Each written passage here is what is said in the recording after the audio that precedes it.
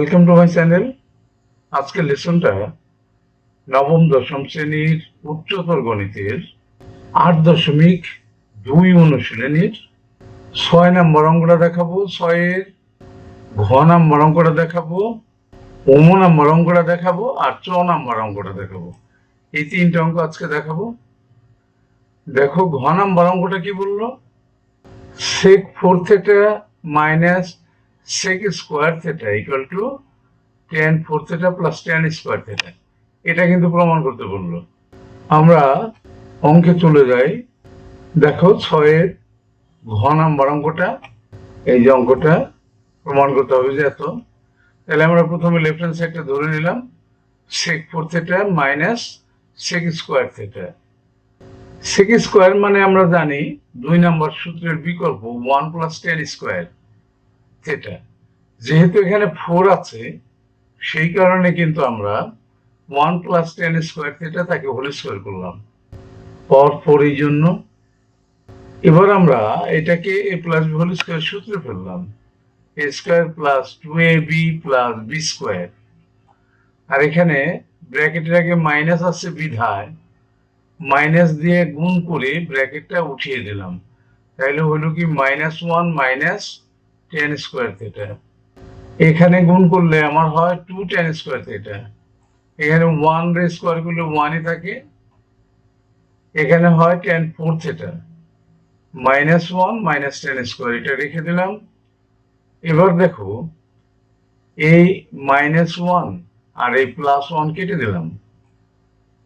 এখানে tan square theta কিন্তু 2টে প্লাসের আছে, একটা মাইনাসের আছে। তাহলে 2টার থেকে একটা গেলে একটা tan স্কোয়ার থিটা থাকবে। আর tan 4 থিটা এটা পাওয়ার বড়, এই জন্য এটাকে আগে লিখলাম। তাহলে হইল কি tan 4 theta plus tan square theta. এটাই কিন্তু আমাদের রাইট হ্যান্ড সাইডে চেয়েছিল। Left hand side equal to right hand side প্রমাণিত। একটা অঙ্ক কিন্তু আমাদের হয়ে গেল। এবার পরবর্তী অঙ্কটা দেখে আসি।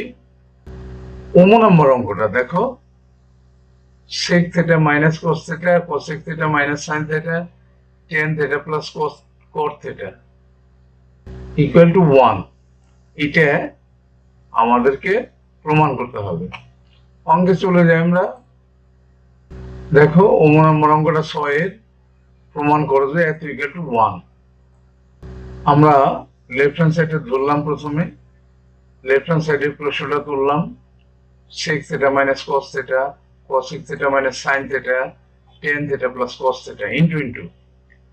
এখন আমরা সবগুলোকে সাইন কজে ভাঙাই দেব। sec আমরা জানি কজের উল্টা, তাহলে sec equal to 1/cos। cos এখানে ছিল, এখানে cosec সাইনের উল্টা, তাহলে 1/sin, আর সাইনটা ঠিক থাকলো। tan মানে sin বাই cos, আর cot মানে cos বাই sin।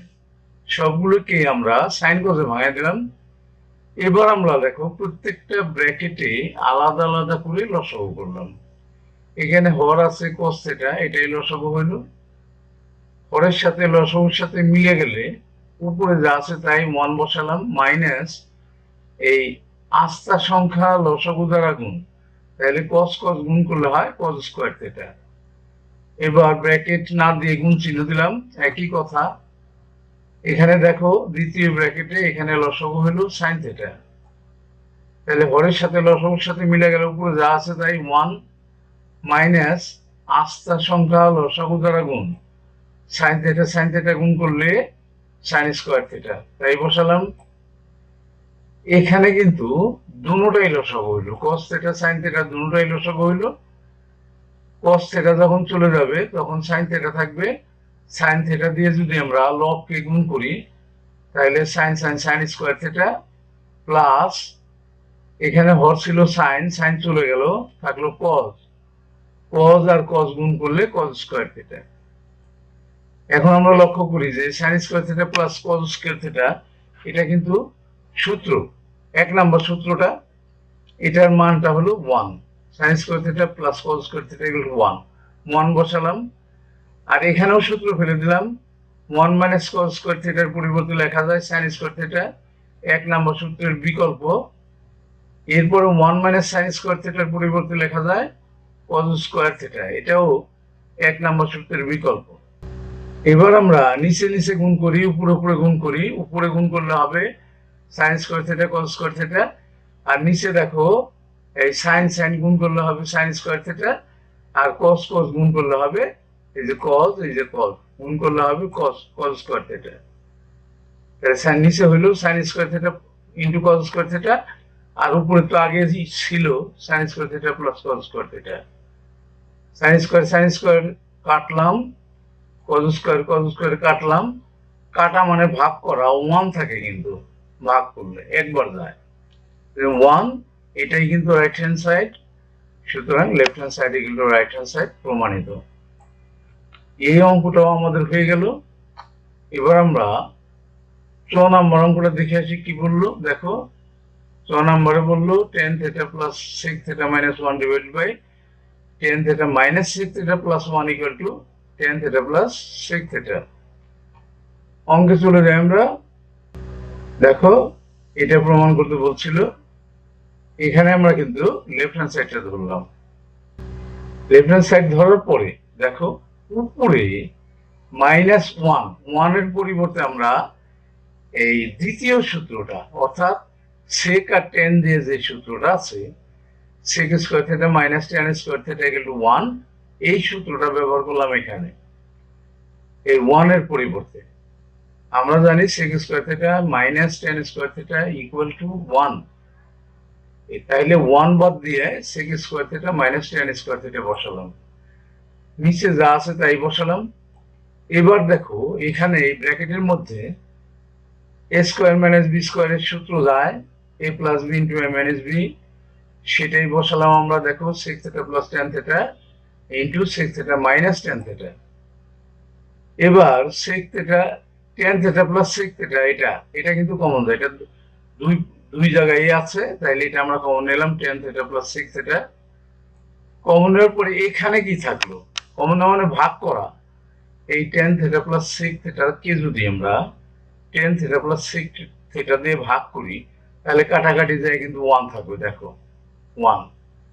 এরপরে এটাকে ভাগ করলে এটা থাকবে sec theta minus tan theta থাকবে, তার আগে কিন্তু একটা মাইনাস আছে, এই জন্য দুটোটা সাইন পাল্টে যাবে।